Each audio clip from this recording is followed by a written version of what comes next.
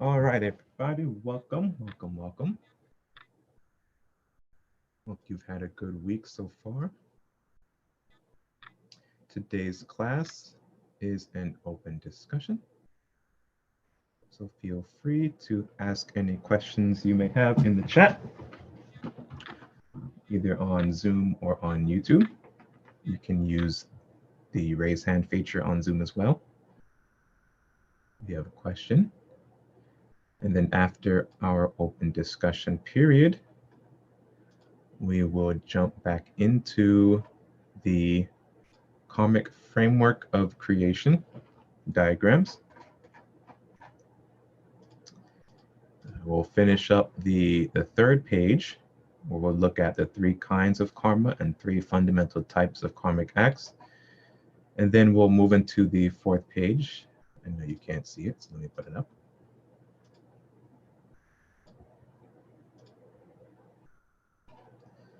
So we'll finish these last 2 sections on page 3. And then we'll look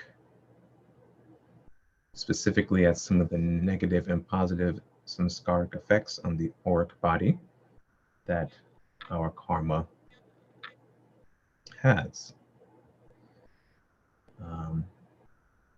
If you notice, it's just kind of a little preview. I don't want to go too deep into it now. We'll go into it later. But at this bottom left-hand box here, karma and reincarnation, usually when the subject of karma is brought up, reincarnation is brought up with it, because the two go hand in hand.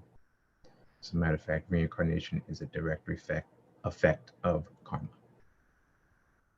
So that waiting for us after our opening discussion period. Are there any questions?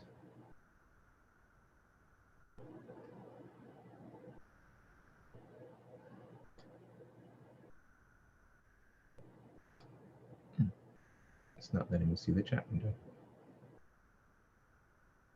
1 second.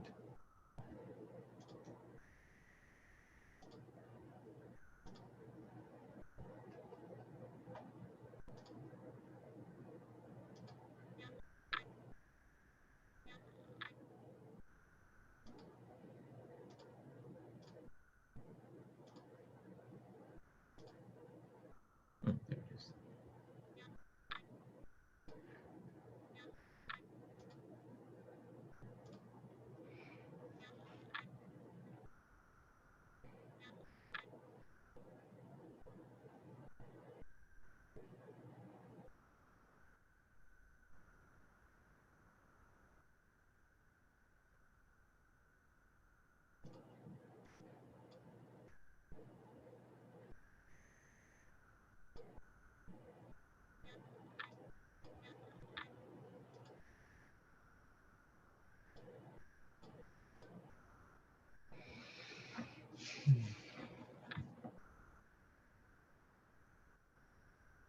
Okay, now I can see everything clearly.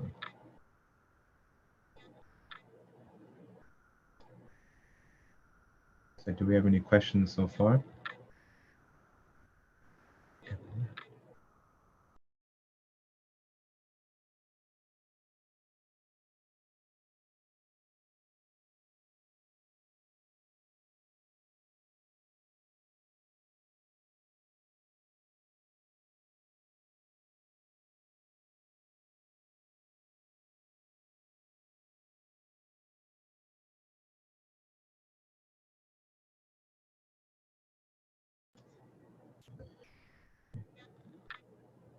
Is it possible to keep strong negative thoughts from damaging your energy levels?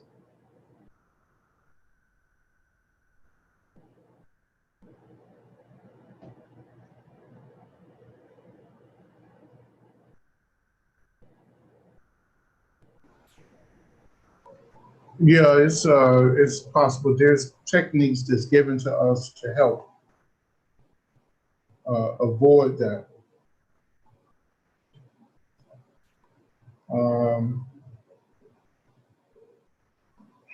there's all different type of techniques. I mean, one of the main things is to control your thoughts and actions. And then when you have an outburst of negative thoughts, then you are to use a Raja yogic type technique where you, as soon after you had the negative thought, you have to pull the thought back into your aura and burn that thought up with a white or violet color light, so that it doesn't manifest itself in the outside world or within your aura. There's a technique of doing that.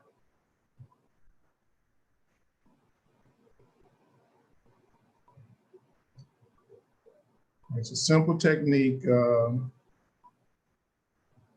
where soon after you have the thought, you imagine some hands, energetic hands coming out of the solar plexus center, snatching the thought form back into the body, and then you bring down a white or violet colored light down to the top of the head, and as you hold that thought form, imagine that it's being burnt up, disintegrated, and the energy is being used for positive action, positive thought and action.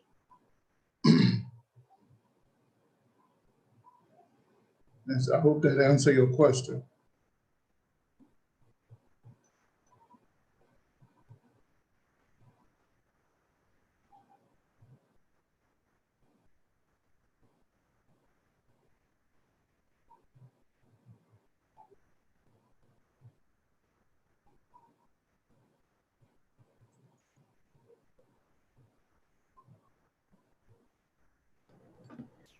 Okay, Lawrence, go ahead. So your hand is raised. Yes. Did you say that you have to imagine, pull the thought back into your aura field and imagine hands giving energy, healing energy to you? No, what you do, you imagine, you can imagine a set of hands, or you can imagine, I don't know, an energy field that wrap around that particular thought form that you just released into the atmosphere. You imagine that you pull it back in. Okay.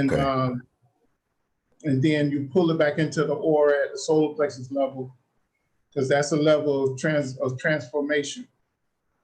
And then you imagine that a white light is coming down from the top of your head, or violet colored light, and you imagine that that thought form is being disintegrated. Okay. And then the energy is being released for another action, a good action, not a bad action. Okay. Right. That answered my question. And I have one more thing. I have a comment. I went to a spiritual pilgrimage at Mount Baldy yesterday, and Ashima and the whole Etheric Society said to say hi to you, Dwayne, Yvonne, and everybody here. So they said to say hi. That's good. All right. And thank you for being who you are, because I wasn't, if you weren't who you were, I wouldn't be into this type of work. So thank you.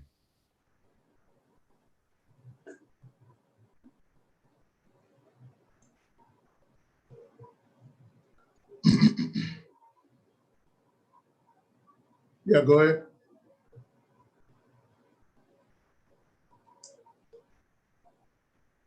Any other questions?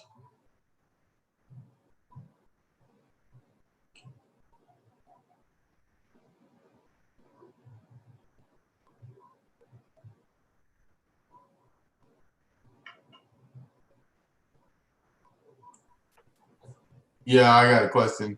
Mm-hmm.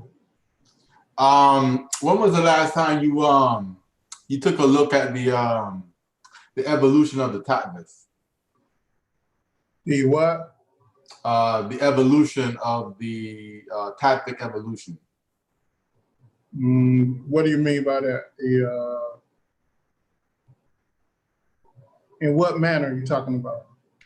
Yeah, so I was rereading the Garland of Letters, and I was trying to look at your diagram, and I was trying to see where does karma intersect in the evolution of the 36 tattvas. You know, like the first stage is like kind of like really and truly unmanifested, and then I think after like the first 5 or 6 or something like that, then kind of manifestation begins. So where does like the karmic framework intersect with the with the evolution of those principles? The tatvas, I call it tavik, but the tatvas, it is a mode of motion of the karmic framework.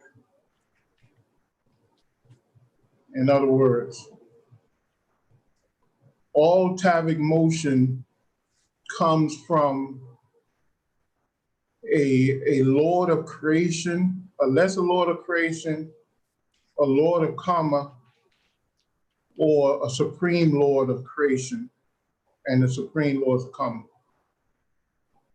So they set the subtle and divine framework for all action to take place. So it's just like on a smaller scale, if we look at the solar system released this tavic matter, and everyone within the solar system sustain itself because of this tavic matter. When this tavic matter is withdrawn back into the sun, then all life within the tavic matter cease to exist and cannot function unless it link itself to another blanket or of tavic matter. You understand what I'm saying? Yeah, I get what you're saying. Yeah. So we're told that in the beginning, the Absolute released the word. When the word was released, a universal or cosmic tavic matter was released with that word, which we call Shati, Nata Shati, or Sato Shati, or Shati. And then the modification of Shati begins to happen. But the modification of Shati happened within the framework of the tavic matter. Because the tavic matter is the modes of motion. It controls motion, and it dictates, it governs motion. It's a bad way to explain it, but that's the way they had it written down in the ancient teachings. No, I mean, it makes sense. I mean, so what you're saying is that there's really no intersection at any one given stage, because it has to be there for all stages. Yes, and okay. And you have the supreme laws of creation. You have the Absolute, and then you have the supreme laws of creation, and then you have the laws of creation, the lesser laws of creation, and all of these, they describe all of these as compact. How they say it? Compact Shati and tavic Shati forces that produce the tavic matter throughout the universe, galaxies, and solar systems. So it's just like the Earth released its tavic matter, which we call the atmosphere. If the atmosphere was stripped of this Earth, could we exist in our current bodies? I mean, no. No, we won't. We have to move to another realm of existence. So the universe released a tavic matter, and the laws of creation, which is the galaxy, release atomic matter, you know, and the laws of karma govern that atomic matter that's being released. And the solar lords and the central solar lords, which is the galaxy and the solar system, they you know, they dictate that the portions and cycles of that atomic matter, and then the laws of karma make sure that everything is held in place.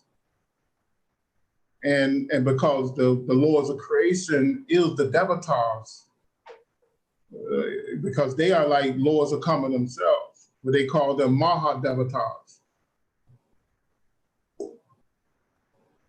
or Maha Bindus, they were called, because they are the point of creation, the point of consciousness. They are that divine source of all knowledge space and all knowledge and the portal to the endless potential, because they can move something from the endless potential into the manifestation.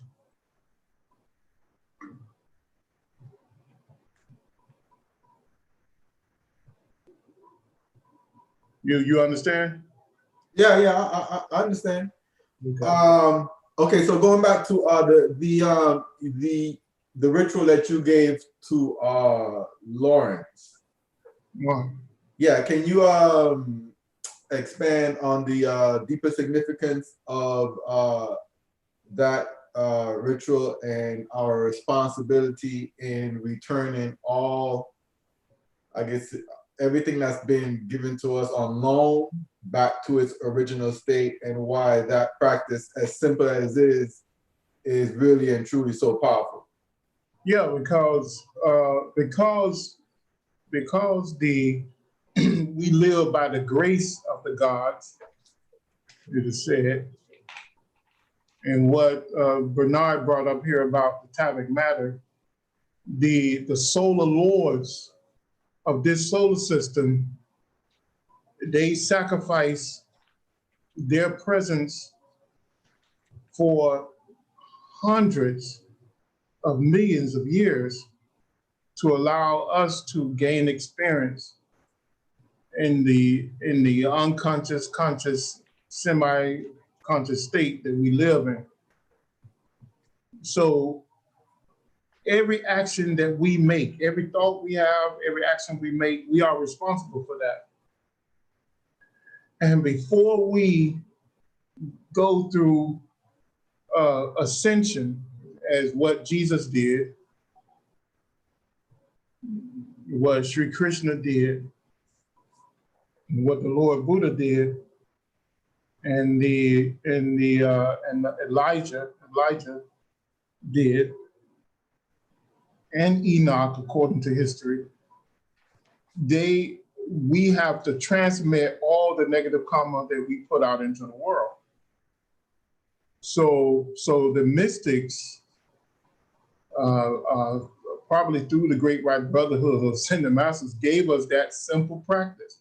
When you have a negative thought, pull that thought back into your body and destroy it and raise it to a whole nother level. Because when you pull it back in and disintegrate it and reuse it for a better purpose, you raise the vibrations of yourself and that thought, and you don't pollute the earth. Because if you were the least little bit of psychic, the thing you would notice is this gray mist all around us. And this gray mist is the residue of negative thought forms that's built up across the earth. Just the same way you have topsoil. Topsoil is the dead remains of individuals who once occupied a physical body, whether it was a tree, an insect, or a human being.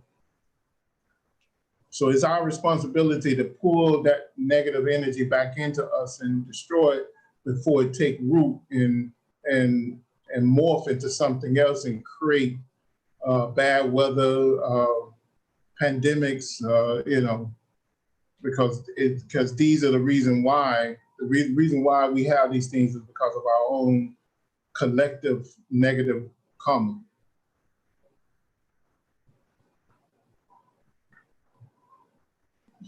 That's what you're talking about, Bernard?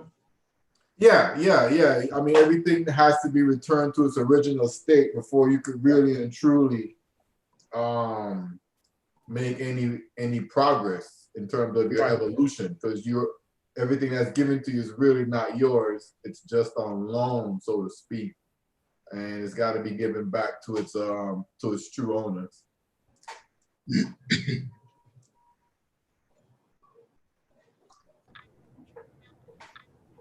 So Nehemiah, I have a question about that. If everything you put out has to be pulled back in, let's say like your good deeds, or like we're talking about the Master Jesus, the teachings he put out and gave to humanity, gave to the world, that energy that he put out, does he have to at some point, or that entity at some point have to pull that energy back into itself before it can move on? I think that's a progressive type energy. So it's graduating back to him anyway. You understand what I'm talking about? No. You went mute. No, I don't understand. Sorry. Yeah, you understand? Okay. So no, I don't understand. What? So no, I don't understand. My graduating. In other words, if you do something good, then it creates a forward movement. So you immediately get positive energy back from that to assist you in moving forward too. Okay. What you do with that positive energy, you might take that positive energy and put it back out there. Or you might take that positive energy and move on. But it's not an energy that's weighing down the earth. It's an energy that's moving humanity forward. Okay. You understand? Yes. It's like the question given to the spiritual hierarchy of earth once they ascend. They say you could stay here or you could leave. Majority of them choose to leave, to stay and not to leave.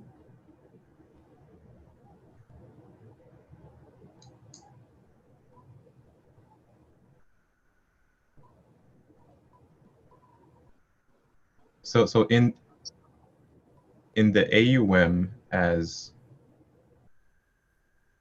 expanded by Mars Sector 6, where the M is transmutation, that's referring to all energy that we've ever put out or used that has to be transmuted to a higher or back to the absolute, or is that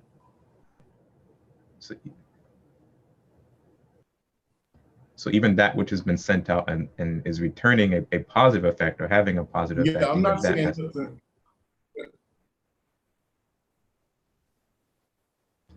I'm sorry, go ahead. I'm not saying nothing different from what you said. Okay. Because I said the positive come back to him. Right. Like what do he choose to do with that positive energy? It's up to him. Now, people like Jesus have said that they will stay here to help us. So, but they only move according to the law of karma. That, those laws really don't apply to them, because once he became a ascended master, he can leave at any minute. Those laws don't apply to him anymore. But they apply to us.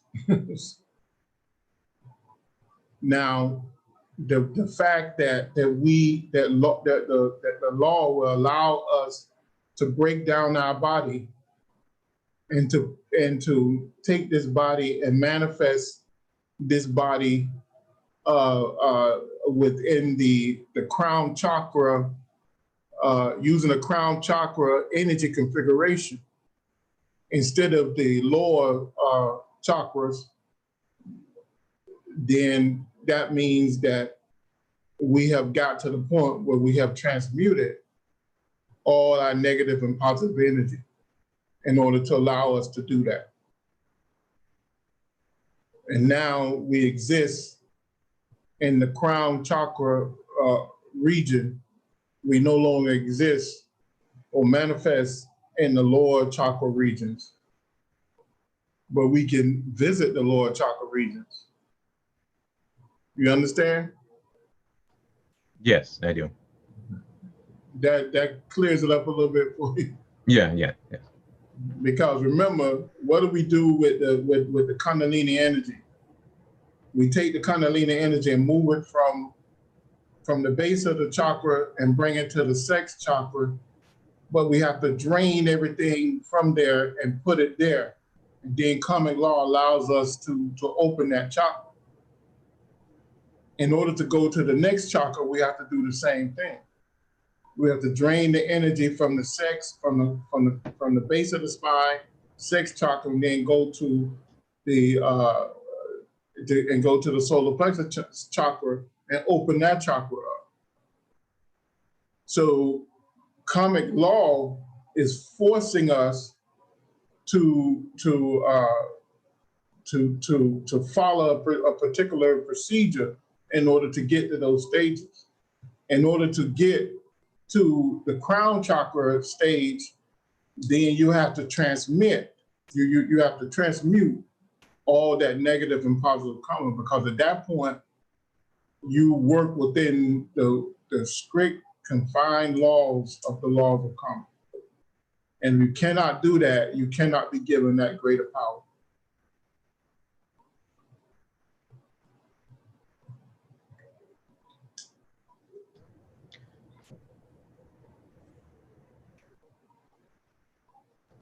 So what is, I guess you can say, Kundalini's natural tendency? Because I remember you telling us before, I may not be quoting you properly, that the Kundalini energy flows through the nadis because it's seeking to reunite itself in the higher centers. So is that correct? Is it? Yeah, well, remember the Ida, you're talking about the Ida and the Pingala energy is imbalanced because it doesn't have the Sushumna energy.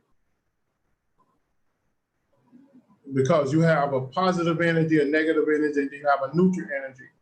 And when you pull them together, you have a balanced energy. And it becomes the true Shakti consciousness that the soul experiences. But what happened was through the environment of the Muladhara chakra, the base root chakra, the Kundalini is split up into three, and two is released, and the third is withheld. What's the two that's released? That's Ida Pingala, right? Ida and Pingala is released. Okay. Not all of it, just a portion, just like maybe between 2 to 5%, no more than probably 8% is released. And then the third, which is Sushumna, is held in abeyance, which is the stabilizing type, which is the thing that helps stabilize the energy and the consciousness. Right, but so Dwayne was asking the natural flow. By that, I think So the natural flow will have to be upwards in yeah, search right. Okay. The natural flow of the idol in Pingala, because it's not fully Kundalini, but it's partial aspects of Kundalini. The natural flow of it is to seek the center, and the center is the bindu of each chakra. But it'll never get there because it get caught up in the petals, in the original samskaras of the chakras, which is the nadi knots, which is the petals. Yeah, but the petals is just part of the framework in the process of involution in each modification to slow down the energy and create involution and evolution. It's a process of involution and evolution. Right. So when it goes to that, when it goes to that chakra, when it goes to that chakra, it gets caught up in that. It can't reach the bindu because there's a Lord of Karma sitting at the bindu door, which you cannot get to unless you synchronize that chakra. And the only way you can synchronize that chakra is by conducting a proper meditation on each petal.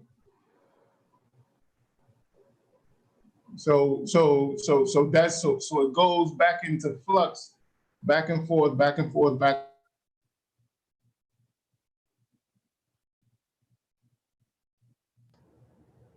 Nima, can you hear me? Red light. I think we lost him. I knew that was going to happen.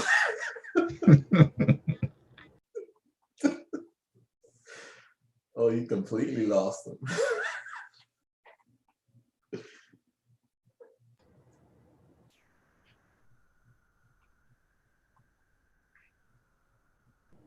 I think he's coming back on.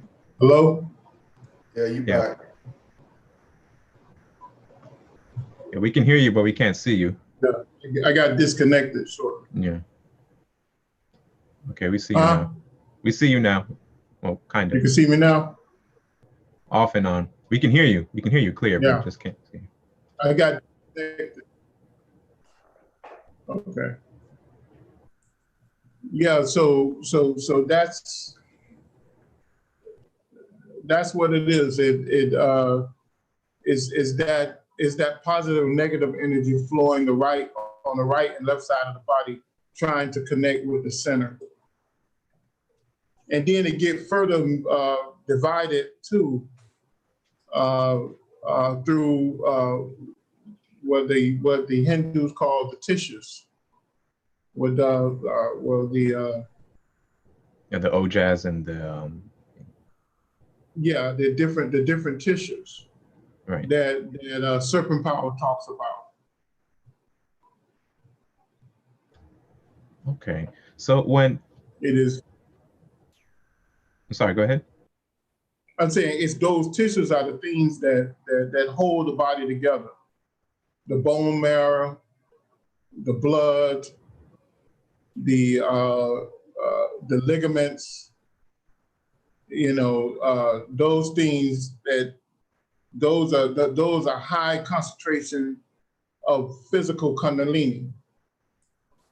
And then the ojas is the essence of the Kundalini. It's the thing that pushes consciousness through it. And the ojas is the thing that's left up in the head region, but because of man's basic consciousness, it falls down to the sex region and have you lust after the opposite sex. Yeah, those 8 tissues are the 8 tissues in Ayurveda. Yeah.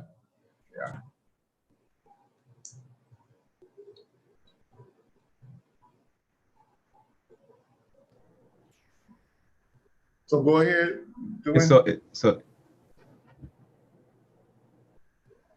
So Kundalini's natural state is to rise, And therefore, our Kundalini being mostly dormant and housed in the Muladhara is an effect of karma. Then. And in the lecture, in the transmission from free will to freedom, the master theorist states that he says, serve, and the Kundalini energy will rise in natural fashion. In regards to what you're saying, that there is that Lord of Karma blocking the door to get into the Bindu, does that service, in a sense, burns up karma and allows that that Lord of Karma to open that doorway for Kundalini to flow naturally, instead of having to do it actively through meditation? And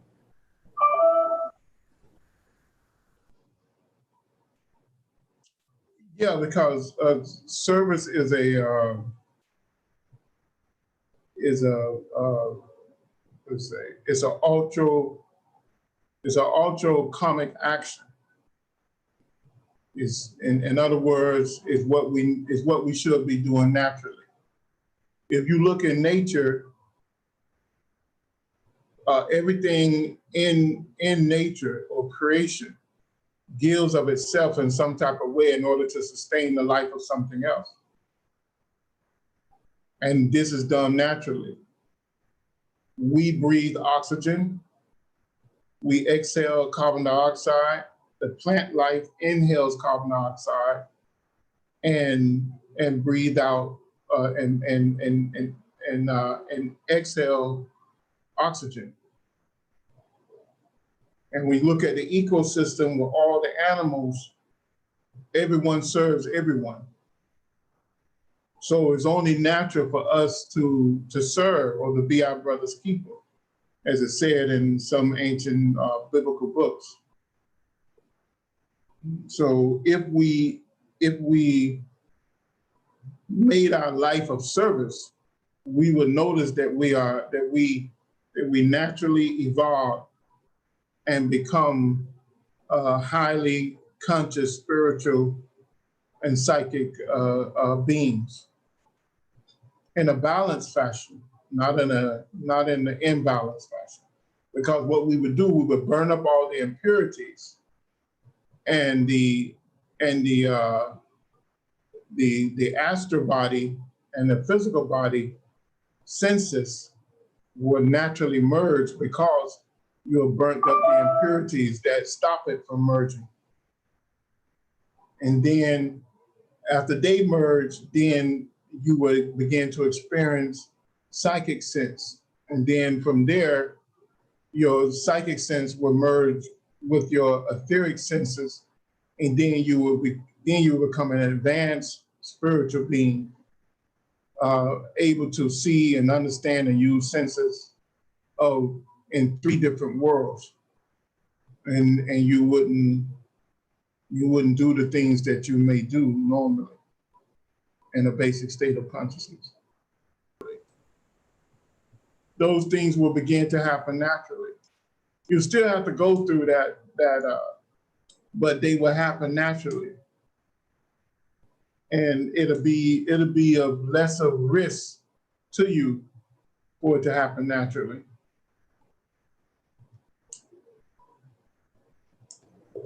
okay. So in other words, the great yogi, the great Swami or yogi or Shir or whatever, one of the things they did in order to help bring that about, they went into the wilderness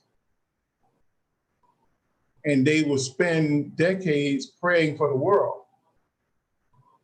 At the same time, getting rid of all desire, all attachment, by becoming separated from the world. And they would force these higher states upon themselves. But it was easy to do that because when they divorced themselves from the world, they had no real great temptations.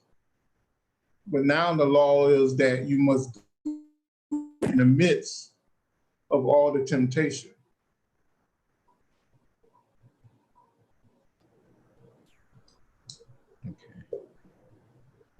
Okay, so we have some questions here. Veronica, I see your hand is raised. Go ahead and ask your question. Thank you. So I did hear you say that there's positive, negative, and neutral. And my thought was, what is the neutral? Because just as I processed it was with the negative thought, okay, I'm going to capture that.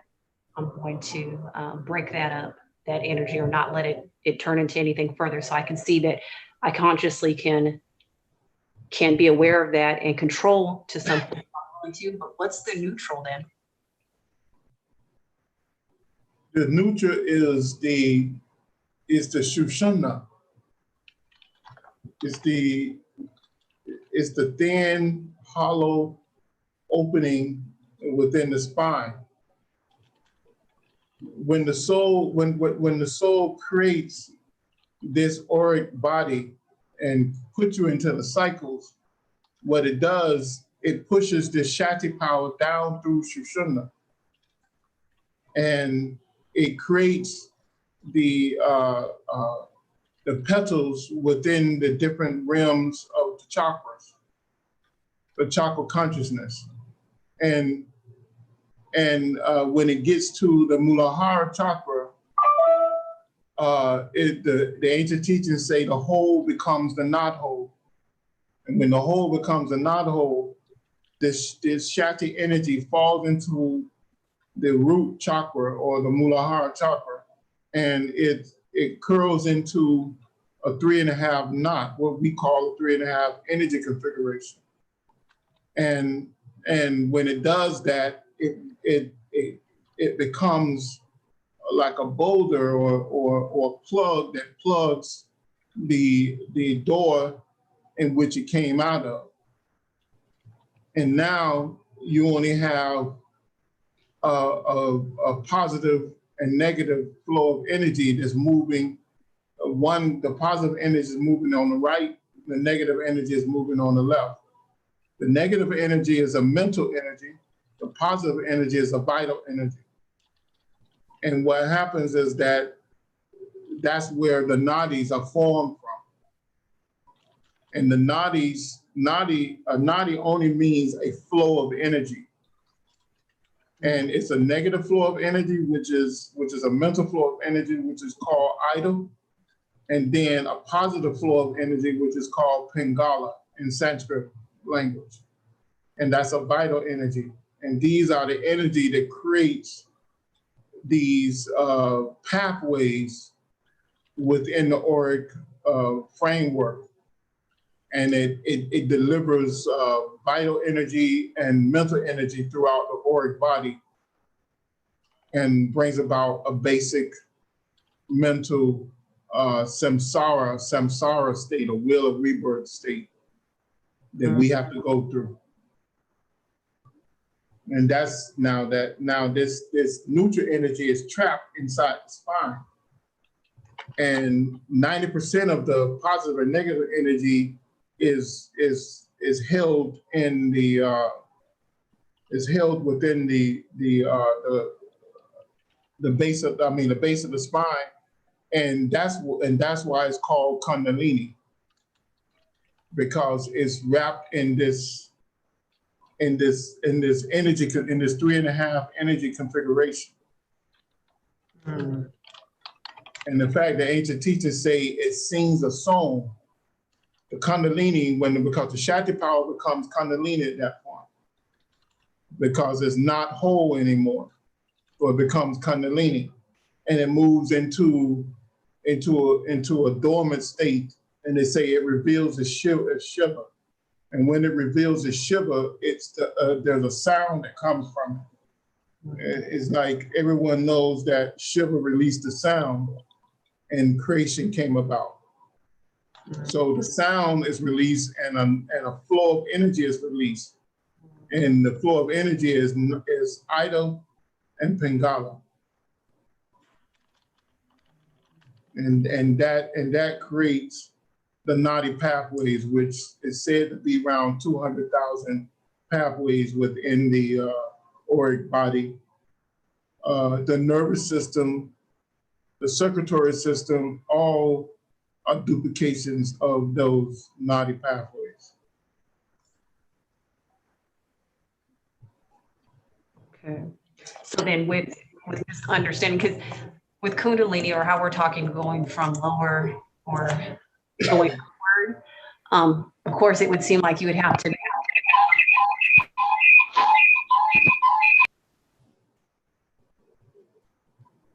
Hello? Repeat your question, Veronica. Yeah, so just with, if we're looking at how I'm understanding what you just described, and let me know if I'm incorrect, to where if you have this neutral when we're born, our physical body, there's a part already, if we're looking at like coded or available to us, but it's for us to, like how we're taking the positive or negative, transform or it is kind of a transformation to where you're neutralizing or dissolving that definitely that negative. And it has to be, to me, seem concentrated, since you're aware and you're focused on maybe the movement of the energy. That would be what you would want to go upward. Is it proper that you make sure that you go up the proper chakras and not just stepping? Because, like, let's just say if I were focused on love in my heart, and I haven't dealt with energies below, is it improper, or is there some type of negative consequence by trying to, or somebody's wants to just be at crown chakra or Christ chakra, just trying to jump to that stage? Is there a negative consequence?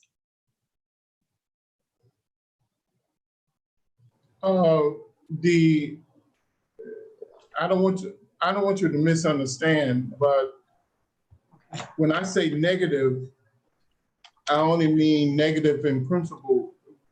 We're not talking about a negative energy. We're talking about an energy, a negative energy that means mental energy. And then when I talk about vital energy, I'm talking about, when I talk about a positive energy, I'm talking about a positive energy that means vital energy.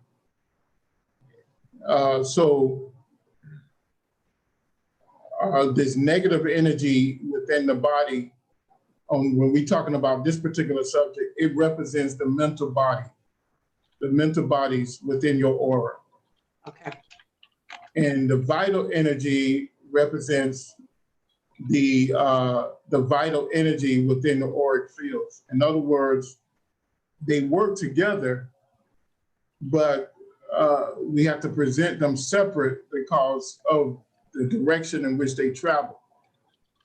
But at the same time, we talk about Kundalini, because the nadis arrive from this dormant state of Kundalini. And because of that, the nadis represents it represents the Kundalini in a sense, because it comes from the Kundalini, and because it is the vehicle of consciousness for the soul. In other words, the soul brought about all of this action, but the soul had to evolve itself to a state where a part of its consciousness can go into this cycle of rebirth. So when it pushed the Shakti power down to this base chakra level, it created basic consciousness, and it created this thing called Kundalini, which became the vehicle of consciousness to allow mankind to move through what they call samsara, which is a wheel of rebirth over and over and over until he perfect himself. So that's what we're kind of talking about here. Now, negative energy that we create from negative thoughts, that's something else. Okay. Now we're talking about a negative energy that represents the mental part of yourself. Okay. So now that's all in all. So our duty is through pranayama, through mantra, through prayer, is to take control over the mental state, this mental body, and thereby, if you take control over the mental body, you take control over the vital bodies too, because the vital energy cannot work without the mental. The mystics are told that mind energy mold and shapes vital energy. Vital energy cannot work without mind energy, and it must be shaped and molded by mind. So once we take control of our mind energy through pranayama, through mantra, through prayer, what we do, we begin to take control over the energies within the body. And then we can move all that energy in one direction. And when we move all the energy in one direction, we can bring all the energy back down to the base of the spine, and we can unravel the knot, the 3.5 knot of Kundalini. And when we unravel that, we open the door to Sushumna, this neutral energy, and then the Kundalini energy becomes whole, and then we could push that Kundalini up the spine and open each chakra one by one or in succession as we fully synchronize each chakra, open it up, pull the energy back out, go into a deep meditation, and go to the next level and the next level. And that's what all that means. Thank you. I didn't confuse you, did I? No, I just think it's also something that I'm not, I have to process it. I taking it in, but I know its importance. Yeah, I talk about that in my book, The Ancient Language of the Soul, Okay. on mantra, and then also the book by Sir Arthur Avalon, Serpent Power. Okay. They go into it. It's a hard read, Serpent Power, but if you listen to my lectures and read my book, you'll understand Serpent Power. Okay, and I actually just received your book this week, so I will read it. Okay, any other questions? That's it, thank you. All right. Okay, so the question here, what are your thoughts on learning self-protection practices from those that are powerful in the dark arts or dark ways? Or should we just rely on the laws of cause and effect / karma to see no evil, hear no evil? It sounds like somebody reading Aleister Crowley books. Well, I wouldn't take nothing from, I would study black magic, but I won't practice black magic or dark energy, however you want to call it. But most of what they got from the spiritual side, and they just molded and shaped it into what they wanted. And so I wouldn't be doing that. If you practice these things that I'm telling you to practice, you'll automatically place a shield around yourself. It'll be very hard for them to approach you or to get next to you. So you wouldn't even notice that you had that effect until you notice that you have that effect. You know, so it's just that simple. It's nothing mysterious. I remember one time someone invited me to a seance, and I went to the seance just out of friendship, not something I really believe or promote, unless it's a positive type of trance condition. But I went there, and the first thing I noticed that the room filled up with this huge gray mist. And I said, what's going on? And, you know, and I was young. I don't even think I was 20 years old at the time. I think I was around 18 or 19. And it kind of scared me, and I got on the defensive mode immediately. And here this seance operator was saying Saint Germain was coming through. Wait a minute, Saint Germain can't bring a gray mist with it. So it was crazy. So immediately out of the gray mist, these entities came out, and all of them went staring at me. And the seance person was saying, they can't communicate with me, something's wrong.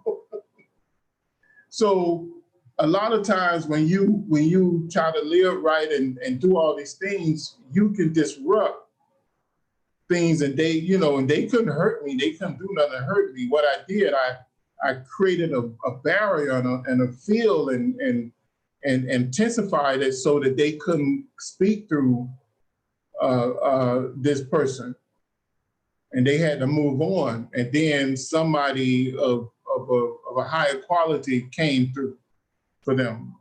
But you don't know how strong it is when you just do the right thing. Certain entities cannot break the law of karma. They cannot come in and hurt you if you practice this stuff on a daily basis, unless they are a very advanced person. And an advanced person would not waste their energy on you if you're not a key card.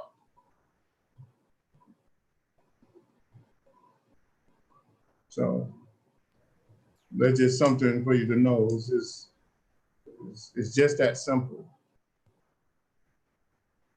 It's like water turns to ice at a certain degrees.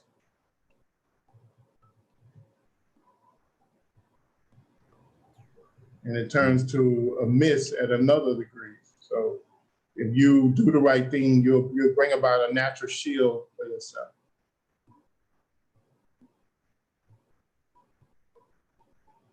Yeah, the master's theory is that in one of his transmissions, that no longer can the dark forces use you as their pawn for your light blinds them. Mm-hmm. So are there any further questions? Additional questions?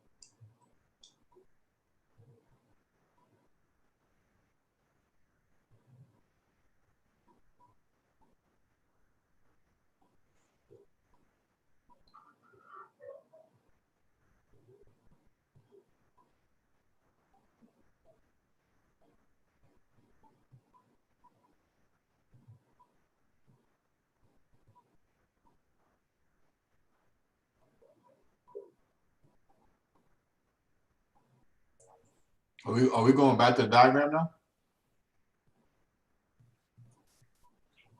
Yeah, I was just putting it up because we're. Oh, okay. I was trying to see if any more questions before we switch over to the diagrams.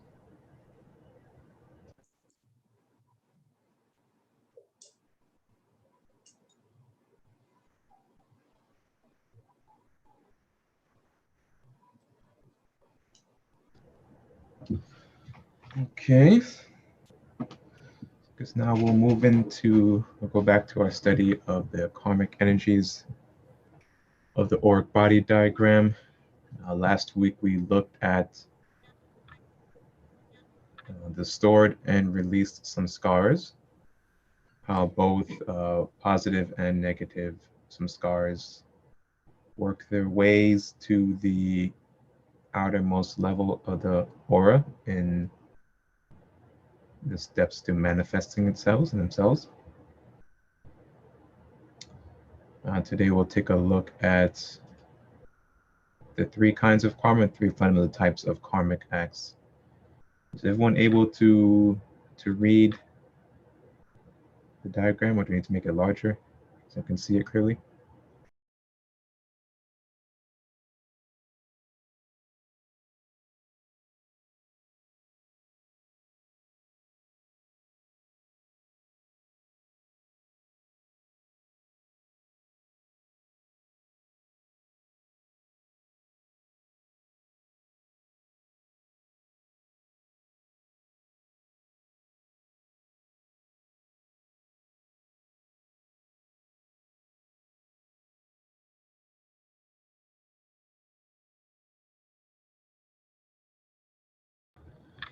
Okay, so let's start here. Three kinds of karma. First we have, and please forgive my pronunciation, Sansitar karma. It is accumulated karma from past thoughts and actions. Then we have Prarabdha karma. It is your present karmic state of being, the karmic energy configuration that makes up your present subtle bodies and physical body. And then we have Vartamana karma. Is karma acquired during the present lifetime and that will bear fruit in the future. So Nima, in the aura, is there an actual distinction between these types of karmas? Or could you actually see these different types of karma and other types of samskaras they yield? Yeah, you can if that's something you study and practice to do. You can.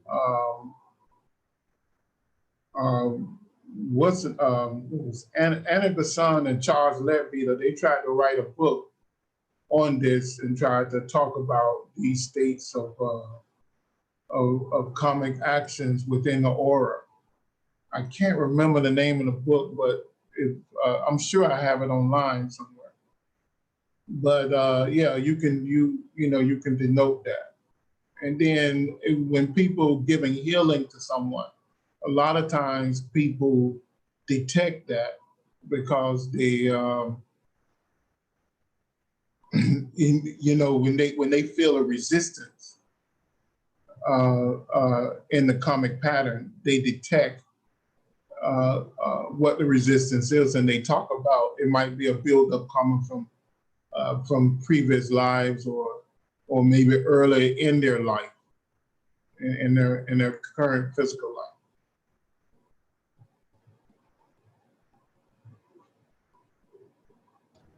So like, for example, a birth defect, could that be like the Sansitar karma, samskara manifesting itself from the as the body is being formed in the womb?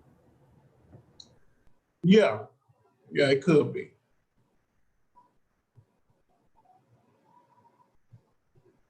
All right, let me ask you a question. Okay, so the three kinds of karma, when we typically talk of karma, it's usually used in the sense of past life or over a much longer period of time. But the three kinds of karma actually exist simultaneously on all units of time, meaning 1, 2, and 3 can be applied to a second, to a day, to an hour, to a lifetime, or to multiple lifetimes. And the second question I got is, what about karma like, okay, so Dwayne brought up a birth defect, right? So is there a form that takes into consideration what someone might intentionally do that, you know, in our limited sense looks quote unquote negative, but really and truly it's they're intentionally doing that to what I call as a deposit, so that at some point in the future they'll be able to address that. So you might take on a disease only for you in the future to become an expert in healing that, or you might, you know, be born in poverty so that you can learn how to eradicate that type of social condition in the future, et cetera, et cetera. I don't see that there, that type of karma, even though we know it exists though. Well, it's there, is how you configure it. So that's there too, I would think. Because all those actions need past, present actions, which dictates the future. So a person can take on a disease or be next to a person who took on a disease, and they can create a passion to eradicate that disease. You know, so they don't have to experience it themselves. They can be within the group consciousness that's experiencing that. And then that becomes their mission, not to you know, to fight that in every which way. So as you advance yourself and you say, we all know that the shield goes up automatically, right? I mean, if you do the right thing. So, and as you advance yourself, I guess the pendulum of karma swings back much faster and much harder. So then do we have to be super, super mindful, knowing that in group consciousness, there is group karma and the strong gives to the weak. So, you know, you might end up absorbing as that positive / negative that the group has to offer as much as you are giving positive and negative that you to that group that you belong to. Do we have to be a little bit more mindful as we become more advanced of that? Yeah, we do, because that's normally what's happening. When you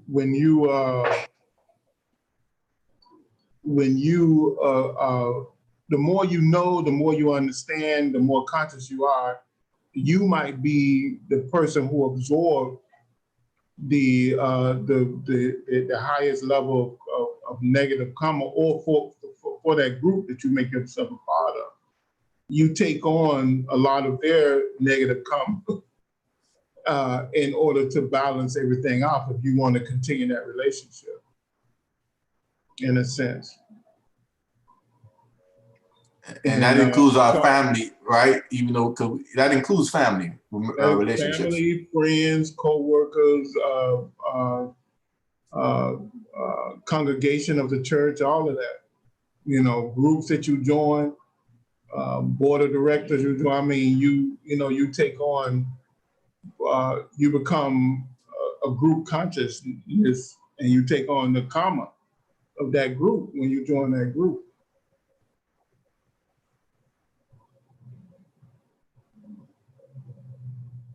So that happens.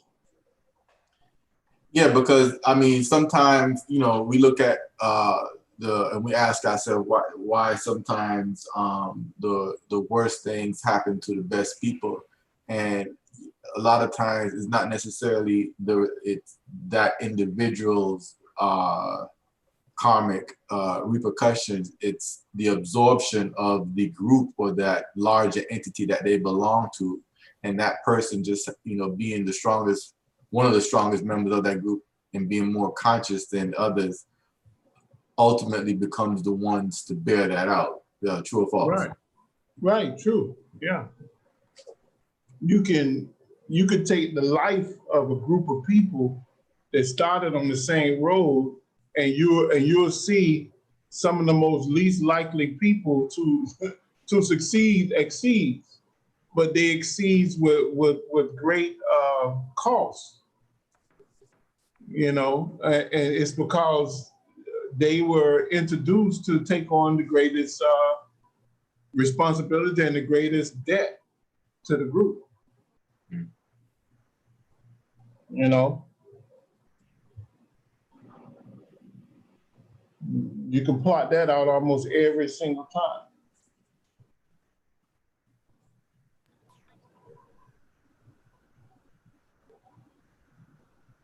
So I guess in that way, it is the small minority who suffer for and save the majority then. Yeah.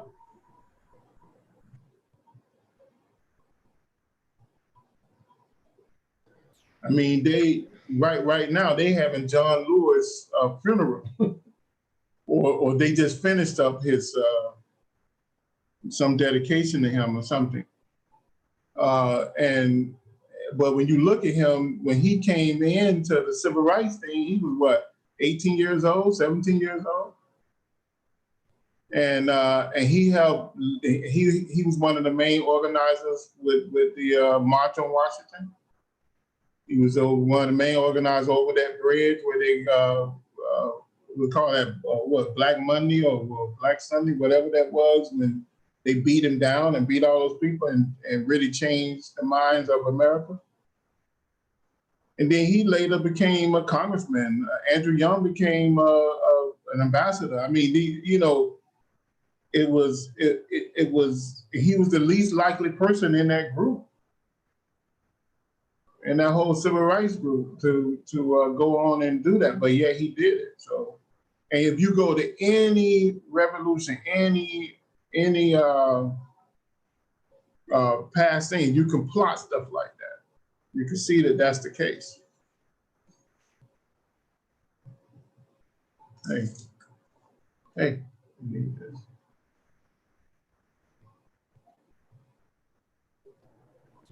So going back to something Bernard mentioned earlier about these three kinds of karma existing simultaneously, when we perform actions like mantra to burn up some negative samskaras, are we affecting all three of these kinds of karmas at the same time, or is just like the most recent or oldest is being burnt up first? Like how? Yeah, you affect all the karma. I mean, you affect the past, the present, the karma that you accumulated in past lives, the karma you accumulated in this life, and in the future karma that's going to happen to you.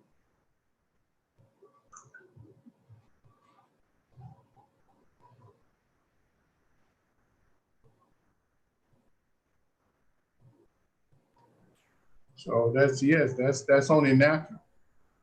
Okay.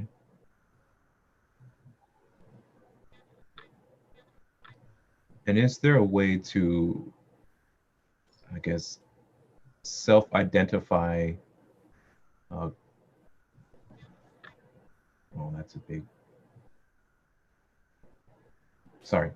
Is there a way to self-identify karma that's kind of waiting in abeyance, like actions that may have taken several lives prior, and those repercussions are kind of just waiting to manifest? Is there a way to identify something like that in myself? Well, that's in your character. That's in your thoughts. You cannot have the thoughts that you have without, because the combination of who you were in your past life, whether it's this life or past incarnations, is the sum total of your mental makeup.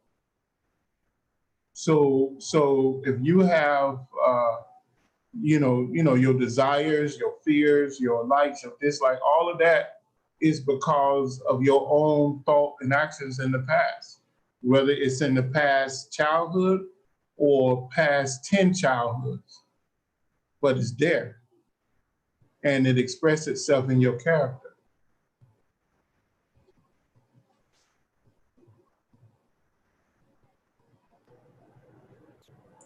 So Dwayne, what you trying to get at? You trying to read your own karmic pattern? Yeah, I'm just trying to figure out if there's a big surprise waiting for me 20 years down the line. It's something I did 10 lifetimes ago, you know? It's a surprise waiting for you when you step out your door. I mean, you never know.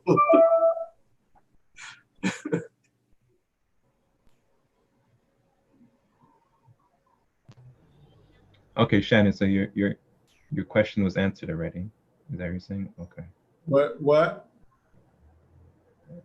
Shannon had posted a comment in the chat. She said it's been answered already. Okay. What was it? I can't. Let's see. The general term for delusions of the mind that come from the soul dwelling in a physical body is worldly desires.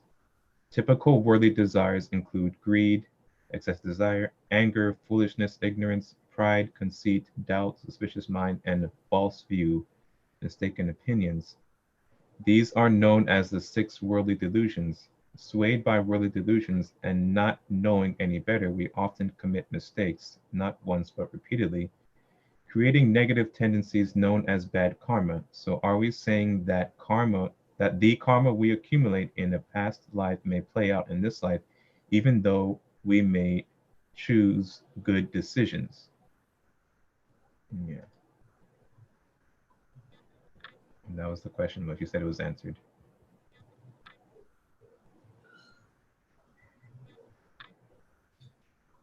Okay.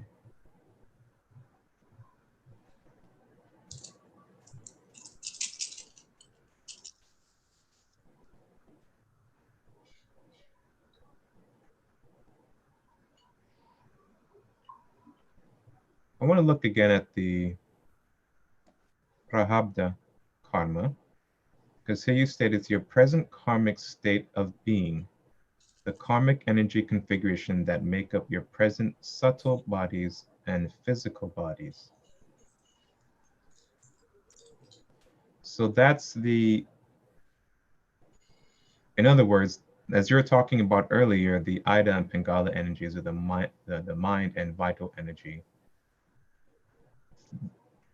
That, to me, talks about how our state of mind and our actions mold and shape our present bodies.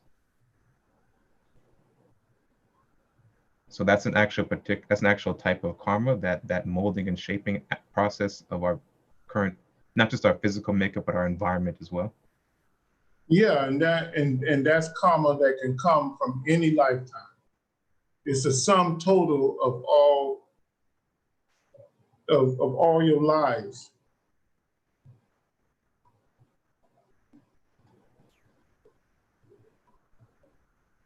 And that sum total of karma is what molds and shapes our environment. And we are Right. exactly where we put ourselves, in a sense. Yeah, that's our lesson to be learned, yeah.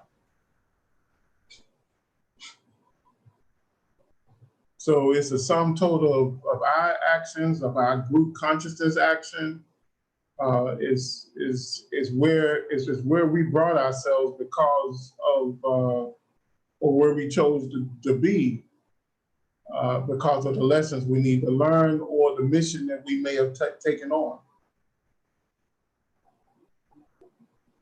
Because some people come here to Earth on a mission to do something or finish something from a previous life.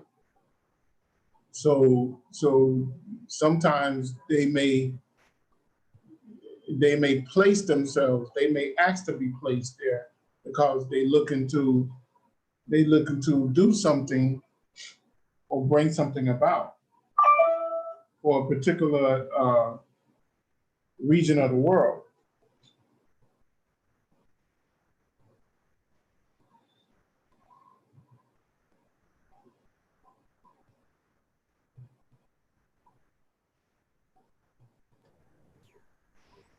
Okay.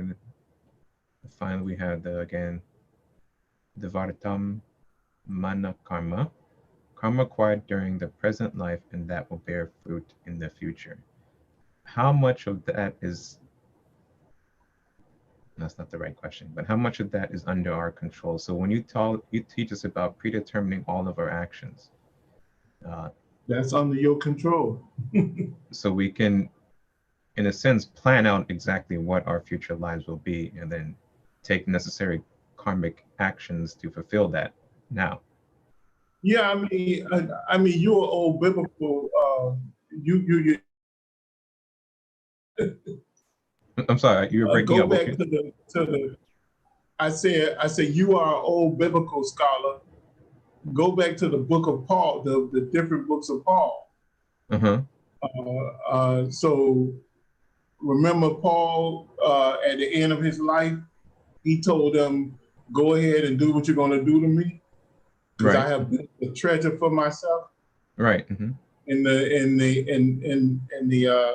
the other worlds. Mm-hmm. So I'm ready to go now, he said. So that's that type of karma. He know he had built a good future, or at least he felt he built a good future for himself because of all the sacrifice he had made. He brought a lot of destruction, but he canceled that out by leading a whole race of people, to the teachings of Jesus, according to his story. So he told them, "Come and kill me now."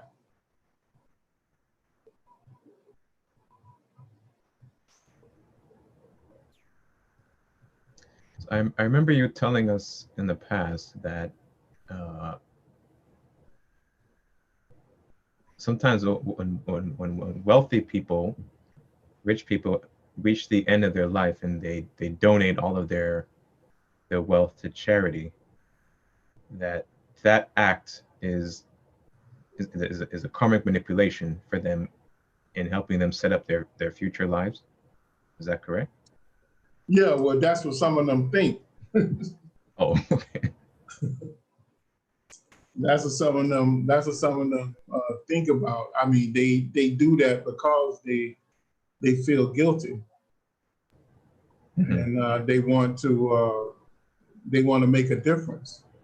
They want to try to mold their karma. I met some rich people. Since I'm in community real estate, I met rich people that came and offered me all type of, when I was running this nonprofit, they offered me all type of land and stuff and said, "Go and build these houses for these people," because my family got filthy rich off of them. And they actually wanted to give, they wanted to try to turn the tables because they was feeling guilt.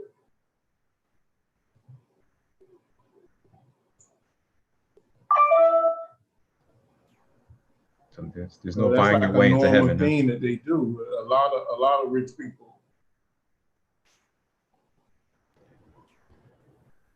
There's a question here. Do people reincarnate into the same bloodlines over and over again?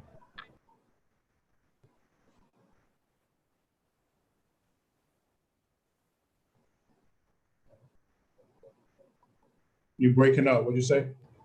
So the question was, do people reincarnate into the same bloodlines over and over again? Sometimes they do. A lot of times they do, until they learn their lesson.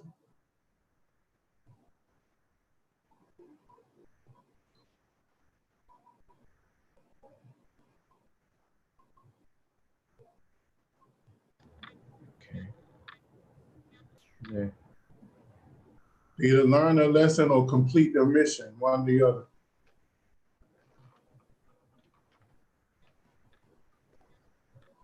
Okay, so let's look at the three fundamental types of karmic acts. We have sattvic karma, rajas karma, and tamas karma. Sattvic karma is actions performed without any attachment by a person who is not looking for return on their actions. Rajas karma is actions taken in a state of embodied consciousness, jiva, the individual state of I, pure attachment and ownership of Maya. Tamas karma is the actions of an individual that is deluded and confused and has no concern for moral or spiritual intention in their actions. That sounds very familiar, huh? Yeah.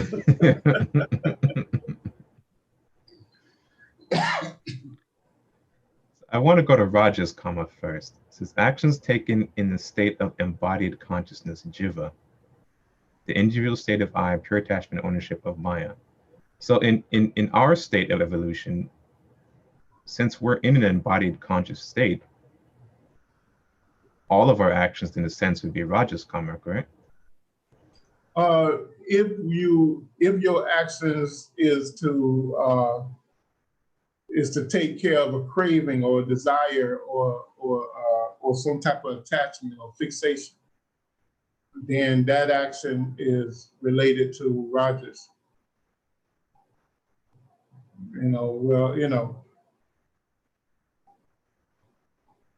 Okay. You in Raja Yoga, and Nana Yoga, they tell us kill out desire, kill out detachment. They give all these things for us to kill out, kill out passion, kill out lust. When you move these things from your character, your consciousness rises. It rises to another state of consciousness, which is a more Sattvic state of consciousness. And when you get, it's just like when you get to a level of understanding and consciousness, then you have no desire to feel things or see things in a certain way which you did in the past. No. Mm-hmm. Yeah, some people call it attachment to outcomes. When you're attached to the outcome, I think some people call it being attached to the outcome. Yeah, so yeah. It's almost predetermined what you want to do because you're really fixated on a very specific outcome. Right. And it drags them down.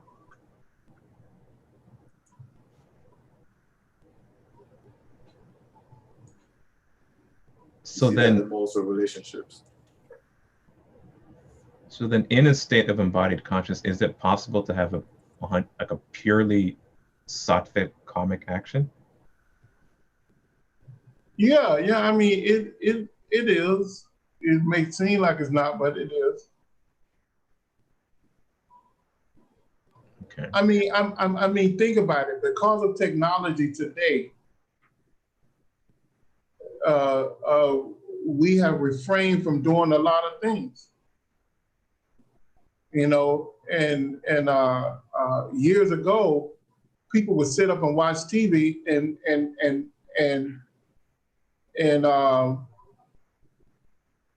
go through all those commercials. And those commercials are very painful things to sit through, But do they do that today? No, they record the show and cut out all the commercials. Mm-hmm. And because why? Because they don't want to live through that. They don't want to have a flood of advertisement coming to them. Or they will order Netflix or Hulu or whatever, so that they don't have to deal with commercials. So we carve out, we could predetermine our actions when we want to. It's just what we want to predetermine our actions for.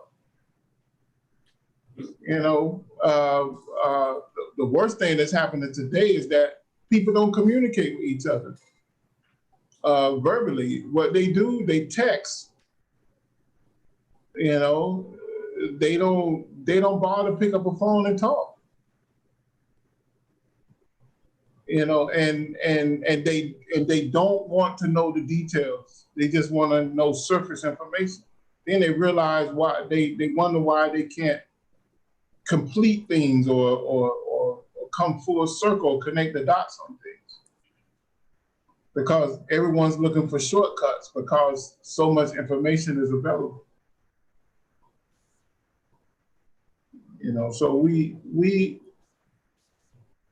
can go there to that sovereign state, but we only want to partially go there on things of desire, which is not a real sovereign state.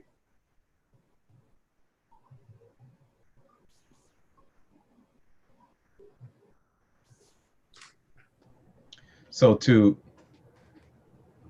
detach oneself from the desires and attach yourself to the suffering of others, that is I guess a way of moving into a more sattvic type of karmic actions. Yeah, you got to get rid of detachment. You have to get rid of desire. Rajas in its basic meaning means desire. So desire means that you are attached to something, you are fixated on something, you feel you need that something in order to exist. You know,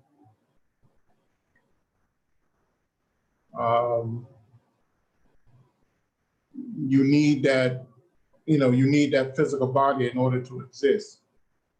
When the physical body only sets inside the auric field and you animate it, it's only a tool, it's like a screwdriver. It's not the real you. It's like a hammer that you use just for this life or a set of tools.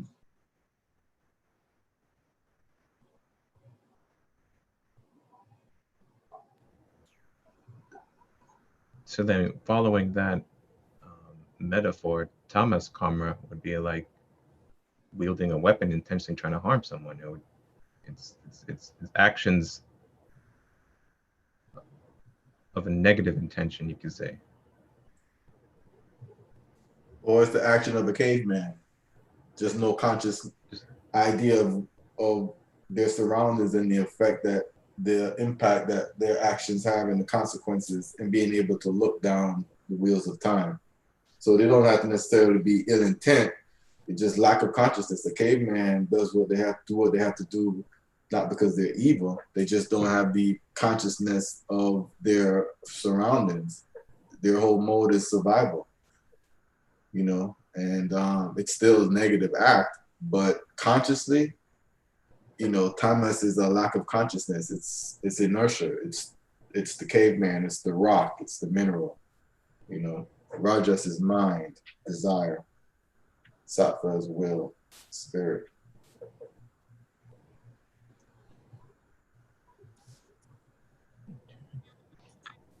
Right.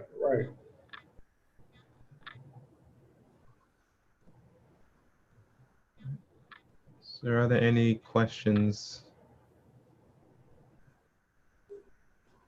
on this page before we move on? Or any questions at all? Or comments?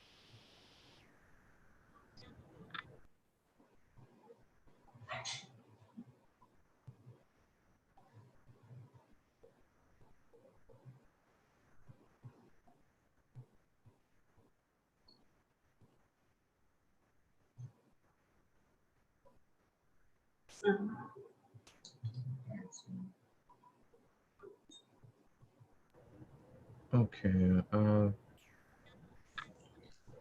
What do you think, Nehemiah? Should we keep going or should we stop here?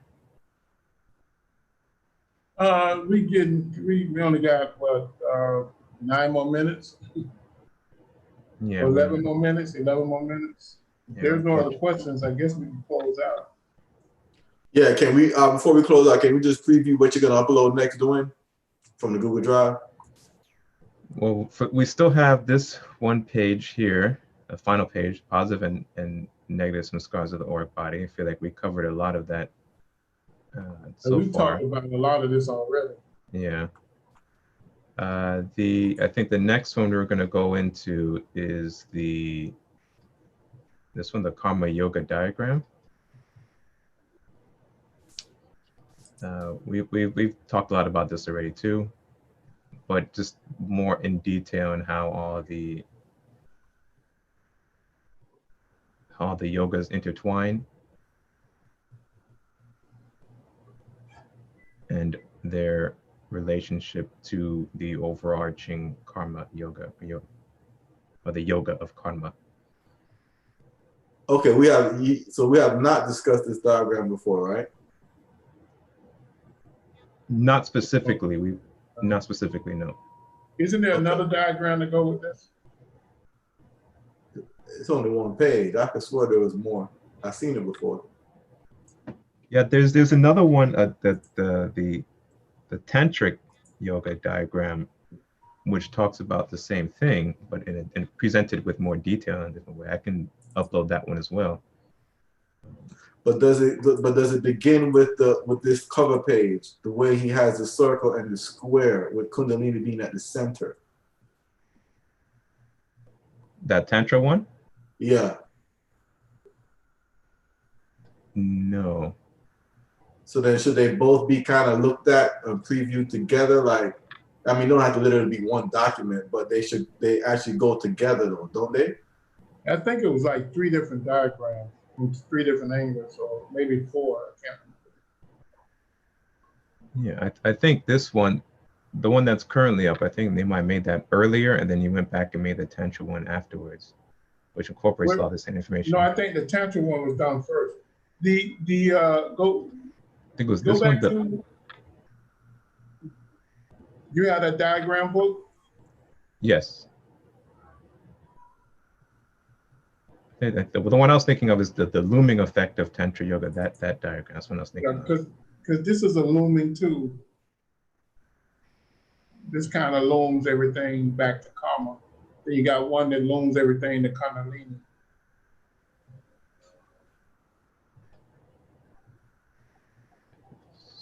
Open this up.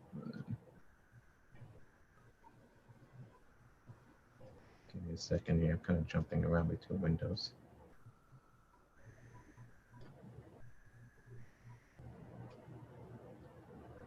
So there's one here.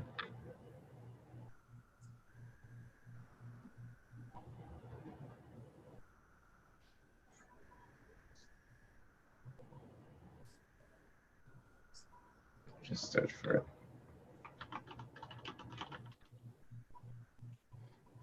It doesn't have the Tantra in there? There's one on karma too, right? Yeah, this is the one I was thinking about, the looming effect of Tantra Yoga. This one right here on karma? The one right above that? Yeah. And then the Tantra one, yeah. Yeah, that's one document. Hmm? That's one document. Yeah. Yeah, so Duane, you're gonna upload this one. So these two go together, right? The one that you just presented and the other one that just was a one-pager, correct? Yeah. Okay. And this one down, and the Tantra one. And this one here. Yeah.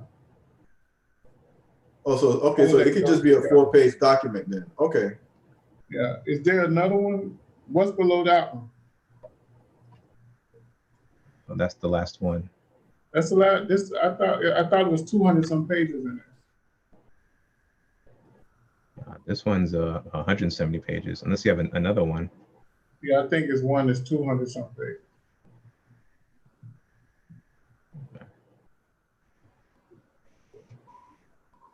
So I'll upload this looming effect of Tantra Yoga and the spiritual development through applying karmic pressures. And then, Okay. so the goal is, if we'll try and get through this positive, negative, and scars ones next week, and then move into the karma yoga diagram. But I think we can move into the karma yoga diagram because we've exhausted the samskaras, because we actually was on page 4 a lot last week. We had actually jumped around. Yeah. On the 4-page one. So I think we can go straight to the karma yoga. The question is, and it's a question for Nehemiah, which one should we start off with in terms of a preview? The single page one or the one he just put up that had 3-4 pages? I mean, you could do all 3 of them. They're kind of the same thing. Okay. I think it is. You can look over it, Duane, but I think it's the same thing. It's just presented differently, I think. Okay.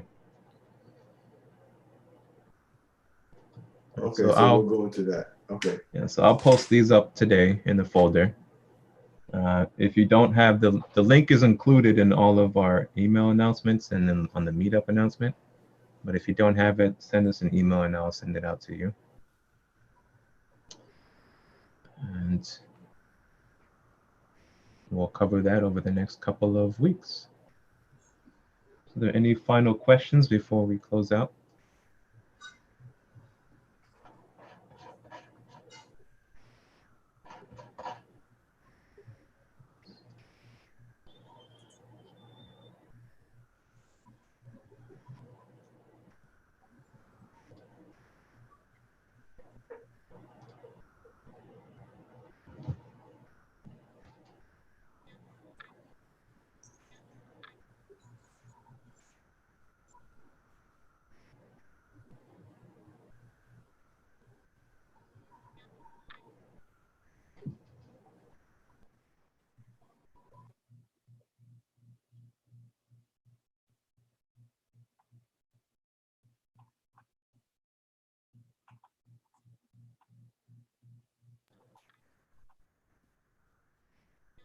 Okay, we'll go ahead and close out today's class with the New Lord's Prayer.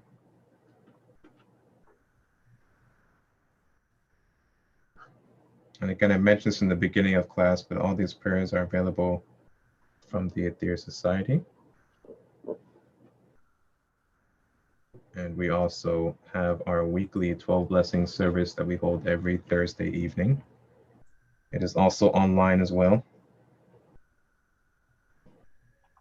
So if you'd like to attend that, send us an email and we'll add you to our list.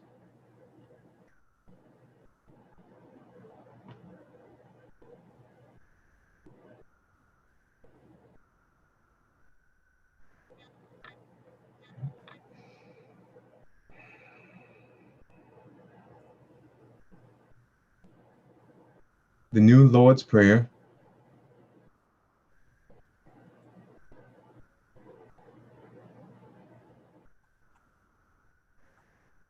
O divine and wondrous Spirit, O everlasting Lord of hosts, send forth now through me thy great and lasting power. Allow me, Almighty God, the lasting privilege of radiating to all the world thy great love, so that those who suffer may be given the power and energy to rise above their weaknesses. Almighty God, in great humility do I ask you to send forth your power, to give to me this great lasting privilege of being a channel, so that my suffering brothers may be helped and guided and healed and lifted into thy light, so that they who know not may look up and in doing so receive to their higher selves your divine counsel. Almighty God, this day have you granted me a divine privilege. I ask you now to give to me the strength so that never again will I turn from my inner vision of you. Oh, great peace, great peace, great peace. In praise of your greatness, O God, doth my soul sing, granted energy to sing on forever and forever.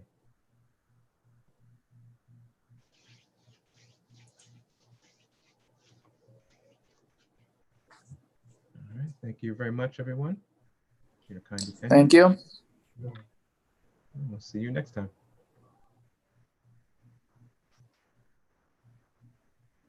All right. See you all later. All right.